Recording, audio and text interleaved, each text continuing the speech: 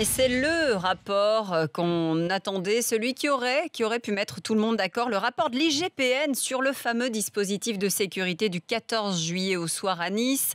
Les conclusions sont tombées hier. Barthélémy Bolo, la police des polices affirme qu'il n'était pas sous-dimensionné, C'est-à-dire qu'il était adapté à la situation. C'est ce que dit la police des polices. 30 000 personnes étaient attendues. Le renseignement territorial n'avait pas signalé de menaces particulières. Le dispositif était adapté. Par contre, ce que dit le rapport, c'est que la préfecture des Alpes-Maritimes avait demandé des CRS ou des gendarmes, demande refusée, car dans la zone, d'autres événements nécessitaient des renforts comme Marseille avec un risque de violence urbaine ou Montpellier avec le départ de la 12e étape du Tour de France. Résultat, la préfecture des Alpes-Maritimes a dû recourir à des formateurs ou des cadets. C'est du personnel qui n'est pas du tout habitué à être déployé sur ce type de mission. Et si on compare avec les années précédentes ?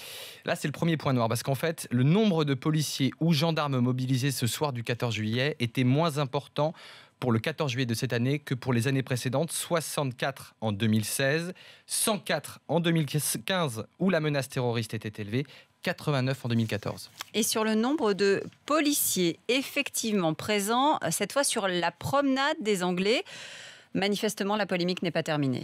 Il y avait 64 policiers nationaux présents sur la promenade des Anglais, je le certifie, a expliqué la directrice de l'IGPN. Ces polémiques sont le fruit d'une mauvaise compréhension et interprétation des informations selon elle. Par contre, lui, Christian Estrosi, a pris sa calculette, il a regardé les plans de disposition de ses forces et il n'est pas du tout d'accord avec l'IGPN. Selon lui, seulement 39 policiers nationaux étaient sur la promenade, les autres étaient répartis dans le Vieux-Nice. Pour lui, ce rapport est loin d'être suffisant. Autre point noir, les rédacteurs n'ont pas eu accès à la vidéosurveillance pour rédiger ce document.